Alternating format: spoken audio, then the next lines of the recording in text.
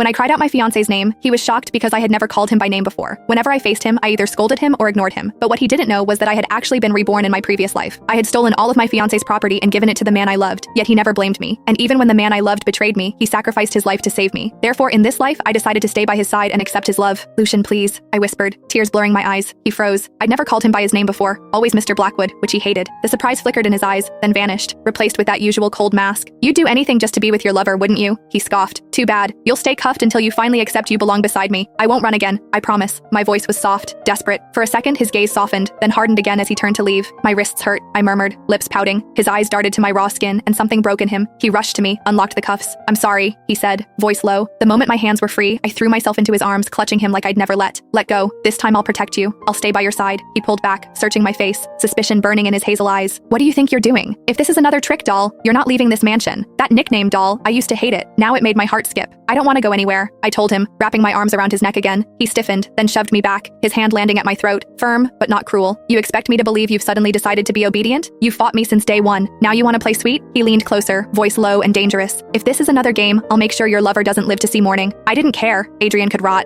I was planning to deal with him myself anyway. Before Lucian could finish his threat, I pulled his face to mine and kissed him. He froze, then melted. His hand slid to the back of my neck, deepening the kiss until my knees nearly gave out. Honestly, it was the best kiss of my life, and my first. When I finally needed air, I pushed weakly at his chest, but he pinned my wrists above me with one hand, his lips trailing to my neck. Next time, he murmured at my ear, remember to breathe through your nose. My cheeks burned crimson. I buried my face against his, him embarrassed until a loud commotion from downstairs snapped us both alert. Serafina, of course. I tried to leave, but Lucian's arm locked around me. Where do you think you're going? Serafina's here, I whispered. He scowled, but finally let me go with a warning. I'll trust you this time, doll, but betray me, and you'll regret it. I hurried downstairs. Serafina was yelling and shouting at Lucius's bodyguard. I'm fine, I said flatly, pushing past. She lunged at me, hugging me tight. Oh my god, Allie, did Lucius hurt you? I pulled her off. I'm fine. What are you doing here? I came to check on my sister. Is that a crime? She snapped. Not at all, but showing up at a married couple's house this late? People might think you're the mistress, I said sweetly. A few servants coughed to hide their laughter. Her face darkened. She started spewing nonsense about Adrian, about how I loved him, how Lucian's men put him in the hospital. I slapped her. The crack echoed through the hall. Servants gasped. I'd never stood up to her before. You slapped me, she shrieked, still doubting it happened. Want me to refresh your memory? I lifted my hand again. Her eyes blazed. What do I care if Adrian's in the hospital? I shot back. If he didn't want trouble, he shouldn't have. Tried to steal me from my fiancé, she sneered. But you hate Lucian? Yesterday you called him the devil potato, I said with a shrug. I've learned a few things since then. She was speechless. I lifted my hand, flashing the diamond ring Lucian had given me. See? I'm already his. Jealousy burned in her eyes. I turned to Ace. Could you please take out the trash? It's ruining the mansion's aesthetics. Two guards grabbed her, dragging her toward the door as she screamed. I dusted off my hands, satisfied until I looked up the stairs and froze.